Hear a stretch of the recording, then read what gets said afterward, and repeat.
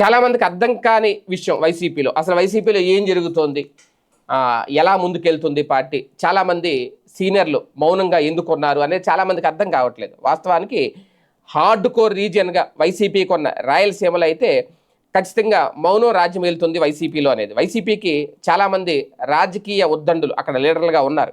Party మొదటి నుంచి కూడా తమ భుజాల మీద మోసిన వాళ్ళు ఇప్పుడు సైలెంట్ మోడ్లోకి వెళ్ళిపోయారు. పార్టీకి అతిపెద్ద కష్టం వచ్చినా సరే, జగన్ ముంగిట భారీ పరాజయం పలకరించినా సరే నోరు విప్పట్లేదు. దాంతో వైసీపీకి బలమైన ప్రాంతంలోనే ఈ కష్టాలేంటి అనే చర్చ అయితే మొదలైందట. వైసీపీ ఏర్పాటులో జగన్ తొలి అడుగులో అంతా చాలామంది అడుగులు అడిగే నడిచారు. జగన్ వెంట నిలబడ్డారు. అంతేకాదు 2014లో త్రుటిలో అధికారం తప్పిపోయినా సరే పార్టీకి అండగా నిలబడ్డారు. ఎందుకు అంటే అప్పుడు 67 సీట్లు వచ్చినాయి కాబట్టి నిలబడ్డారు.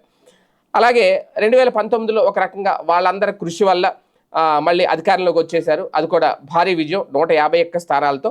అయితే తర్వాత వైసీపీలో బలమైన సామాజిక వర్గంగా ఉన్న రెడ్లను పక్కన పెట్టడం అనేది ఒక ఆక్రోశం అయితే మొదలైందట.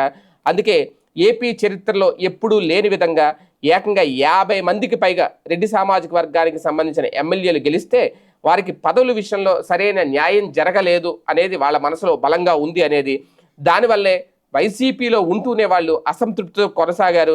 దాని ఫలితం 2024లో చూపించింది అనేది. తాజాగా పులివెందుల, ఒంటిమిట్ట జడ్పీటీసీ ఉప ఎన్నికల్లో కూడా డిపాజిట్ కోల్పోవడానికి కారణం ఏంటంటే వీళ్ళెవరూ ముందుకు రాకపోవడం అనేది. కానీ వైసీపీకి చెందిన కీలక నేతలు ఎందుకు ఈ మౌన ముద్రలో ఉండిపోయారు అనేది, ఎన్నికల్లో అక్రమాలు జరుగుతున్నాయని కోస్తా జిల్లాకు చెందిన నాయకులు గొంతెత్తారు.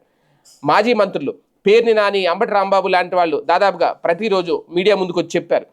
వాళ్లే ఈసీ ఎదుట నిరసనలు కూడా చేశారు.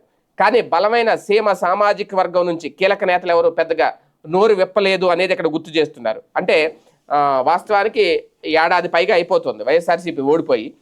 ఇప్పటికీ అదే అసంతృప్తి వాళ్ళలో గూడు కట్టుకొని ఉండిపోయిందా అనేదే ఇక్కడ కీలకమైన అంశం.